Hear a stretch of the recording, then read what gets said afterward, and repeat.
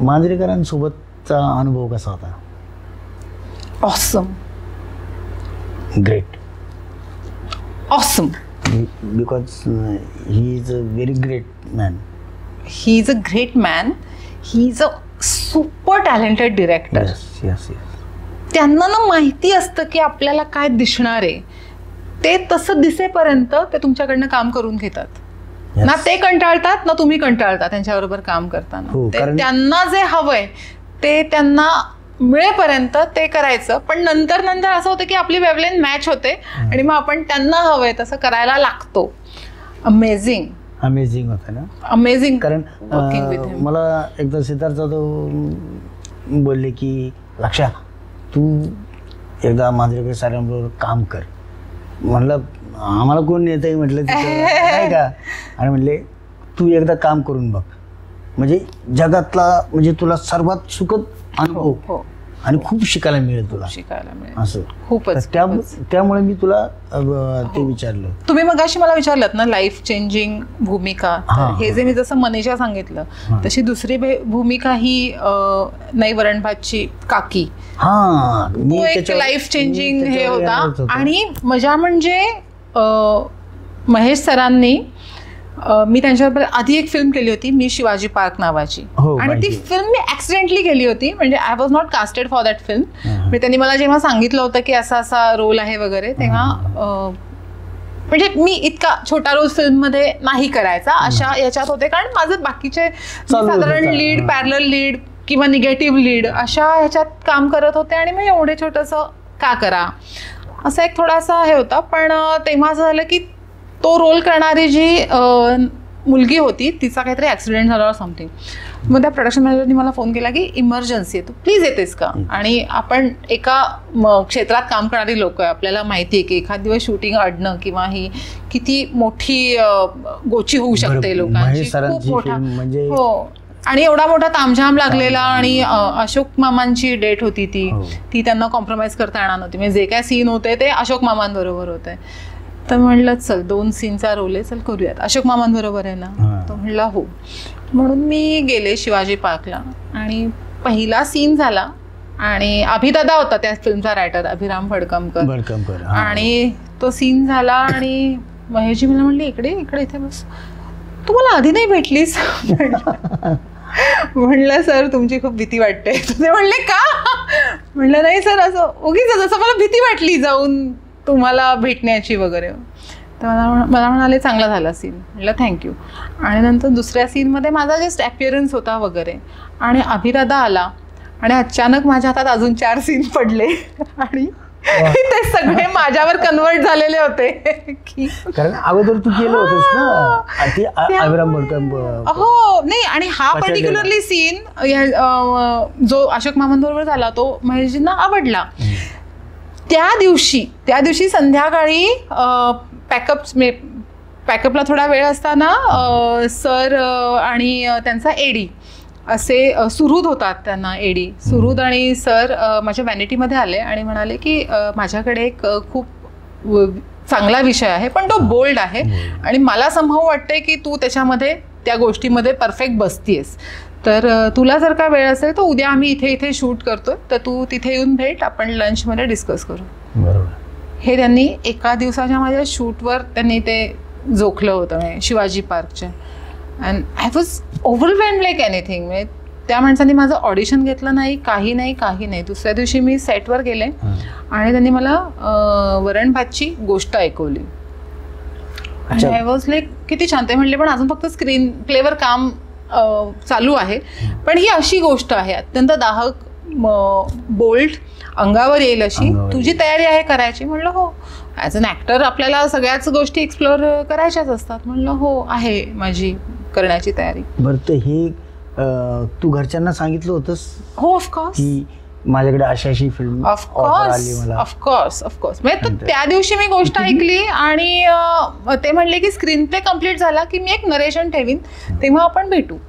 पण त्या नरेशनला जाताना मी माझ्या नवऱ्याला हे सांगितलं होतं की अशी फिल्म आहे, that is gonna be bold, आणि असा हे आहे, विषय आहे जयंत पवारांच्या ह्याच्यावर. बाकी तर अख्खी गोष्ट किंवा स्क्रीन प्ले कसा जाणार आहे मला माहिती नाही, पण this is gonna be quite bold.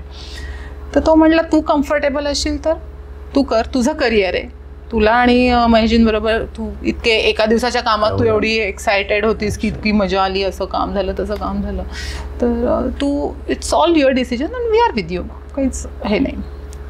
तर घरूनच सपोर्ट मिळाला पूर्ण त्यामुळे घरच्यांशिवाय काही होऊ शकत नाही, घरच्यांशिवाय काहीही होऊ शकत नाही. हे अगदी सुदैवाने माझा नवरा, माझं जसं करिअर लवकर सुरू झालं ना, माझं लग्नही खूप लवकर झालं. आणि माझं लग्न लवकर होण्यामागचं सगळ्यात मोठं कारण हे होतं की माझा नवरा माझ्या करिअरला अत्यंत सपोर्टिंग आहे. म्हणजे एक वेळ आई बाबा इतका वेळ काय करत होतीस, इतका उशीर कसा झाला, कारण का त्यांना आपल्या 12 तासाची शिफ्ट हे लोकांना पचनी पडत नाही. आपण हे कायम करतो, आपण करतो. 12 तासाची शिफ्ट असते, 1 तास आधी आपण मेकअपसाठी जातो, शिफ्ट संपल्यावर आपल्याला मेकअप काढून बाहेर निघायला अजून पुढचा अर्धा तास लागतो, म्हणजे 13-14 तास आपण काम करतो, बाहेरच असतो ना. हे लोकांच्या पचनी अजूनही पडत नाही. जे ज्या लोकांनी घरच्यांच्या पचनी अरे एवढा वेळ कुठे असतो किंवा हे. आणि माझी फॅमिली तर म्हणजे फारच अशी, म्हणजे माझी आई लॉयर आहे, बाबा सर्व्हिस करणारे, त्यांचा टुरिंगचा जॉब वगैरे, त्यामुळे अशी एकदम खूप साचेबंद फॅमिलीला मी बिलॉंग करते. पण नशिबाने माझा नवरा या गोष्टीसाठी खूपच सपोर्टिव्ह होता. आणि व्हाईल डुईंग द वरण भात माझा मुलगाही म्हणजे अगदी मोठा नाही पण साधारण कळत्या वयात होता, म्हणजे त्यामुळे त्याचाही की तो माझ्याशिवाय राहतो घरी किंवा त्याच्या गोष्टी तो मॅनेज करतो, की आई शूटला जाते आणि तो गोष्टी सांभाळतो, हे फार मोठ्या गोष्टी. मलाही माझ्या बायकोने आणि वडिलांनी सपोर्ट केला, त्यामुळे मी इंडस्ट्रीत आलो, काम करू शकतो. आपण याच्यात आहोत. आता नवरा सपोर्ट करतोय, पोरगं त्याच्या आजी आजोबांबरोबर राहतंय, म्हणजे हे सासू सासऱ्यांपासून, आई वडिलांपासून, नवरा, मुलगा, या सगळ्यांच्या सपोर्ट शिवाय आपण उभे नाही राहू शकत. म्हणजे आपला जो चेहरा दिसतो ना, त्याच्या मागे हे 7-8 चेहरे असतातच. त्यांच्या पाठबळाशिवाय आपण चेहरा कॅमेराला कम्फर्टेबली तर नाही दाखवू शकत. कारण मग ते टेन्शन मग आपल्या चेहऱ्यावर दिसतं काम करताना. अगदीच.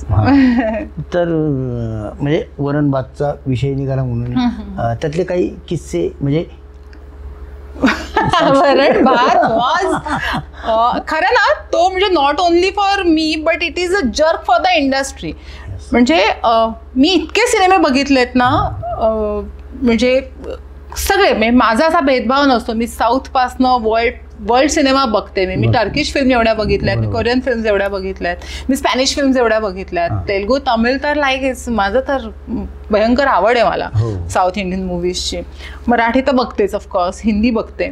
तर असा रोल मी कुठेही पाहिला नाही जो मी परफॉर्म केला त्या फिल्ममध्ये. त्यामुळे कुठनं बघून काहीतरी इन्स्पायर होऊन किंवा काहीतरी हे करून शिकणं किंवा कसं करायचंय याची कुठलीही बॅकग्राऊंड किंवा कुठलंही कुठेतरी हे बघून ठेवलंय हे आपण असं करू शकतो, हे असं काही वापरायला नव्हतं वरण भातसाठी. दुसरी गोष्ट, जे मी जेव्हा वरण भातचा आम्ही स्क्रीन प्ले ऐकायला, छायाताई होती, शशांक दादा होते, मी होते, उमेश जगताप होता, असे आम्ही सगळे बसलो होतो. आणि तेव्हा महेशजींनी मला सुप्रियाचा रोल सांगितलेला होता, म्हणजे छायाताईची जी घरात राहणे, जो काश्मीराने केला. तर हा स्क्रीन प्ले ऐकल्यावर आम्ही सगळे ओव्हरवेल्म्ड होतो आणि टाळ्या वाजवल्या. आणि त्या टाळ्या वाजून संपायच्या आत मी मॅजिन म्हणलं, पण सर मला काकी करावं असं वाटतंय. तू बोलली immediately after I heard the screen play. वेळेस त्यांनी आधी पण मला गोष्ट सांगितली होती, तेव्हा मी सुप्रिया धरूनच ती ऐकली होती. पण तो स्क्रीन बोल्डच आहे.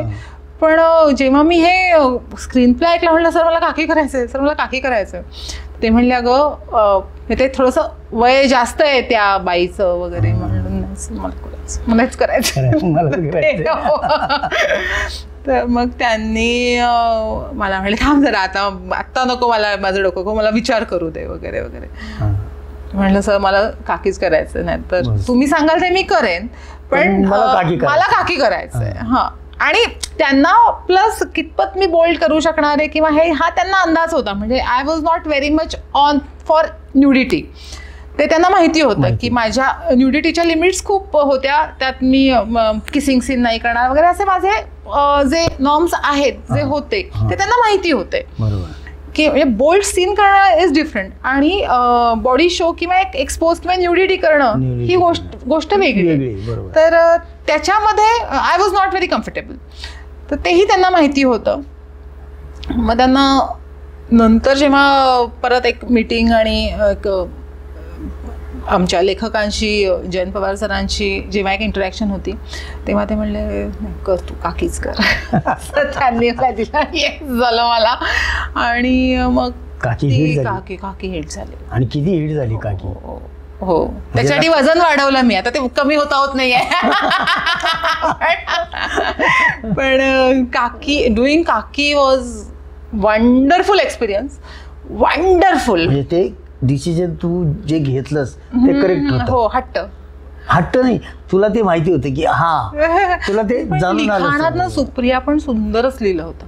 खरंच खूप सुंदर. म्हणजे प्रत्येक कॅरेक्टरनं वरण भातचं. कारण का ना एव्हरी कॅरेक्टर इन वरण भात मला तेच खूप विशेष वाटतं. म्हणजे राईट फ्रॉम तुम्ही गणेश सरांचा रोल बघितला तर तो म्हणजे त्या डॉन त्या उमेशचा एक right hand man Friday kind of आहे इतकासा. पण तोही त्यांनी इतका चोपलाय. म्हणजे मला असं वाटतं प्रत्येक कॅरेक्टरला ना एक त्यांनी एक ही ओव्हर तुझी आहे ही ओव्हर तुझी आहे अशीच त्यांनी सगळ्यांना दिली होती. काकी हिट होण्यामागचं कारण ना काकीचा ॲस्पेक्टच वेगळा आहे. एक नवरा आणि मुलगा दोघंही गेल्यावर ती एकाच मुलामध्ये तिचा नवरा आणि तिचा मुलगा दोन्ही बघायला लागते. ही एक मेंटल इन्स्टॅबिलिटी जी आहे जी मेंटली बॉडीली ती सगळ्यातनं जी बाहेर पडते. म्हणजे एक खूप छान सीन होता जो मला असं वाटलं होतं की हा कापतील की काय. कारण का बऱ्यापैकी कट झाली फिल्म. तर मला अशी भीती वाटली होती की उमेश घरी येतो आणि तो एकदम असं बदललेलं रूप बघतो काकीचं. त्याच्या आधी आणि ही काकी आणि या मुलाचा एक सेक्शुअल इंटिमसी तिथे क्लिक झालेली आहे. तर तो उमेश तिला शेक हँड करायला जातो आणि ती नमस्कार करते. म्हणजे she is not desperate to entertain everyone. म्हणजे ती एक टिपिकल एक जी एक भाभी इमेज जी हे असते तशी ती नाहीये.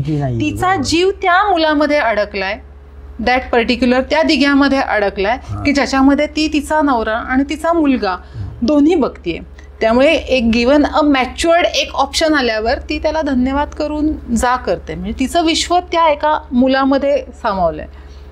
म्हणजे ते बघताना जितकं तुम्हाला दाहक किंवा हे वाटतं तो ॲक्सेप्टन्स इतका सटल आणि नॅचरल वाटला पाहिजे. कारण का ती कुठेही उच्छृंखल नाही वाटली पाहिजे. तिचं जे प्रेम आहे तिचं जे गिव्ह अँड टेक आहे ते फक्त त्या पर्टिक्युलर मुलाबरोबर आहे. म्हणजे ती म्हणून तो सीन फार महत्वाचा होता की जिथे उमेश येतो आणि मी त्याला हा चल जा बाय बस असं करून हे करते. म्हणजे तिचं कॅरेक्टर चांगलं आहे. तिचं प्रेम खरं आहे हे दाखवणारा तो एक एवढासा सीन होता. कारण का ती कॅरेक्टरलेस नाही. जर का ती कॅरेक्टरलेस असती तर तिने उमेशला पण एंटरटेन केलं असतं. तिला ती तशी म्हणजे फिल्ममध्ये अगदीच खूप वाईट किंवा कुरूप नाही दाखवली. एक नॉर्मल बँकेत जाणारी बाई दाखवली. पण तिचं डिवोशन टुवर्ड्स दॅट बॉय. बरं दुसराही एक मुलगा त्या घरात आला आहे. त्या भावना तिच्या त्या मुलासाठी नाही आहेत. म्हणजेच ते तिचं कॅरेक्टर बिल्डिंग आहे. तर ते इतकं सुंदर साठली दिग्यावर तिचं प्रेम आहे. तर ते आणि दोन्ही ऍस्पेक्टने. कारण का she has lost what trauma she has gone through. She has lost her husband. तिचा नवराही गेलेला आहे आणि तिचा मुलगाही गेलेला आहे. लोकांना हे विसर पडतो की तिचा मुलगा पण गेलेला आहे. ती एक मेंटल इन्स्टॅबिलिटी जी येते की त्यामुळे त्या एका मुलामध्ये ती स्वतःचा मुलगा ती ट्रक आणून देते खेळण पण आणून देते. ॲट द सेम एंड ती त्याच्यावर प्रेमही करते. तिच्यासाठी तर तो एकमेव माणूस राहिलेला आहे जगामध्ये सगळ्या नात्यांना हे करायला. हे माझं प्रेम आहे एवढंच. आणि माझ्याकडे आता एवढंच आहे. माझा मुलगाही एवढाच आहे. माझा नवराही एवढाच आहे. व्हॉट एव्हर हे एवढंच माझं प्रेम आहे. तर ते डोक्यात घालणं फार गरजेचं होतं. तो जो हे आहे की तिचं devotion towards that boy that was very important. आणि ते महेशजींनी आणि ऑफकोर्स आपल्या लेखकांनी माझ्या मनात छान उतरवलं. त्यामुळे ती काकी एवढी चांगली होऊ शकली. आणि काकी विदाउट न्यूडिटी. आणि इफ यू सी की त्याच्यामध्ये कुठेही बॉडी शो किंवा न्यूडिटी नाही आहे त्या ह्याच्यामध्ये, केवळ एक्सप्रेशन्स आणि बॉडी लँग्वेजवर ते डिवोशन आम्ही किंवा ते अफेक्शन, ते अट्रॅक्शन आम्ही सक्सेसफुली दाखवलंय. मुळात एकतर चॅलेंजिंग भूमिका होती. अगदी खूपच चॅलेंजिंग भूमिका होती. खूपच. मग त्यासाठी तो अभ्यास केला होतास का? काही अडचणी वगैरे आल्या त्याच्यामध्ये? अभ्यास तर ऑफकोर्स महेश येते अभ्यास म्हणजे करूनच घेणार ते. पण ना तसे ना ते तुम्हाला मेंटली खूप फ्री ठेवतात ऑन सेट. म्हणजे त्याचं प्रेशर नाही येत. कसं असतं आपण अभ्यास खूप केल्यावर पेपरला कसं एकदा हात चलती येत आहे, तसं झालं ते की त्यांनी बाकी इतकं छान कॅरेक्टर्स सगळे छान डोक्यात ओतलं होतं असं तसं की तुझं ह्याच्याबाबतचं काय मत आहे, तुझं त्याच्याबाबतचं काय मत आहे, तुला जे ह्याच्याबद्दल वाटतं ते तुला त्याच्याबद्दल वाटत नाही, किंवा तुला ह्याच्याबद्दल वाटतं म्हणून तू त्याला घरात ठेवलंयस किंवा काय. तो इतका म्हणजे आराखडा क्लिअर होता ना माइंडमध्ये, कुठेही कन्फ्युजन नव्हतं. त्यामुळे आणि ती मुलं ना खूप गुणी होती काम करायला. आणि त्यांना शेवटपर्यंत माहिती नव्हतं की आपण काय करतोय. हो हो हो हो ते अत्यंत इनोसंटली त्यांनी कामं केलेली आहेत ती. त्याला हे म्हणजे कारण ऑफकोर्स इतक्या लहान मुलांकडनं असं काम करून घेणं, जसे फिल्म मध्ये दिसतात तसेच आहेत. त्याच्यानंतर त्यांना कळलं की अरे बापरे आपण विलन होत. खरं तर इतकं छान, म्हणजे त्यांची कुठलीही सायकोलॉजी डिस्टर्ब न करता सगळ्या ह्याच्यात महेशजींनी हे करून घेतलं. काकीची भूमिका इतकी सुंदर तू निभावली आहेस आणि ती हिटही झाली. पण हिट बरोबर ती ट्रोलिंग ही खूप झालं त्याच्यावर. तर तुला काय वाटतं, म्हणजे ट्रोलिंगने कलाकारांनी एक्सेप्ट करावं की कसं आहे ना, trolling is part and parcel of this business तसं पाहायला गेलं तर. पण मला असं वाटतं की जाऊ देत ना, ज्यांना चेहरे नाही आहेत ती लोक बोलली काय न बोलली काय फरक पडणार आहे. आपण आज, तू कलाकार आहेस, मी कलाकार आहे, आज आपण रंगदेवतेला चेहऱ्यावर विराजमान करून जर का समाजात वावरतो, आपण दिसतो, म्हणूनच आपल्याबद्दल बोलणार. जे घरी आईच्या बायकोच्या पदराखाली लपलेत आणि तिकडनं आपल्यावर ट्रोल करतायत, त्यांना का भीक घालायची आपण? साधी गोष्ट आहे ना, हो की नाही? म्हणजे ज्या लोकांना समाजात काहीतरी ओळख आहे त्यांच्याच विषयी लोक बोलणार. त्यामुळे आपल्याविषयी बोलत असेल तर अच्छा आहे, हम लोग आगे जा रहे हैं. I take it like that, खरं सांगायचं तर. आणि स्पेशली काकीच्या ट्रोलिंग बाबत बोलशील तर ते एक वाह्यात दर्जाचं ट्रोलिंग होतं की ज्याच्या आपण नादीच लागू नये. कारण का जे चित्रपटाचे जाणकार होते, जे कलेची तारीफ करणारी लोक आहेत, त्या सगळ्यांनी कॉम्प्लिमेंटच दिल्या, किंवा बऱ्याचशा इंडस्ट्रीतल्या लोकांनी इतका सपोर्ट केला की अरे तुम्ही इतका वेगळ्या धर्तीचा पिक्चर केला. आणि या सगळ्याच्या पलीकडे इतके आठवडे पिक्चर थिएटरला होता, यात सगळं आलं. आणि लोकांनी तो पाहिला, रिपीट ऑडियन्स त्याच्यामध्ये, रिपीट ऑडियन्स होतं ते. आणि हे जर का नुसतंच काहीतरी बोलणेच बघायला गेले तर लोक इंटरव्हल नंतर उठून गेली असती. तसं नाही ना झालं. लोक अख्खा पिक्चर बघायला थांबतात, परत परत बघतात. आता यूट्यूबवर सुद्धा ऑफिशियली रिलीज केल्यावर NH स्टुडिओज या चित्रपटाचे डिस्ट्रीब्युटर होते, त्यांनी ऑफिशियली यूट्यूबवर रिलीज केल्यावर आता त्याचे व्ह्यूज बघा. याचाच अर्थ की तो पिक्चर अत्यंत चांगल्या प्रकारे ॲप्रिसिएट झाला.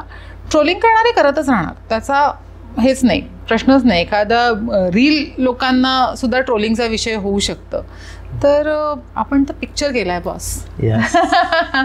त्यामुळे चांगलं आहे. असं आपण किती लोकांच्या नजरेत येतोय, आपण किती पुढे जातोय, याचं ते एक उदाहरण आहे. आपल्यासाठी चांगलंच आहे ना. चांगलंच आहे. चला करा, तुम्हाला ट्रोलिंग करायचे करा. निंदा वंदा आमचा करमणुकीचा धंदा, आम्ही तो करत राहणार. आम्ही कलेशी प्रामाणिक आहोत, आम्ही आमच्या चेहऱ्याला लावलेल्या रंगाशी प्रामाणिक आहोत. आणि अभिनय हा आमचा श्वास आहे, आम्ही ते करत राहणार.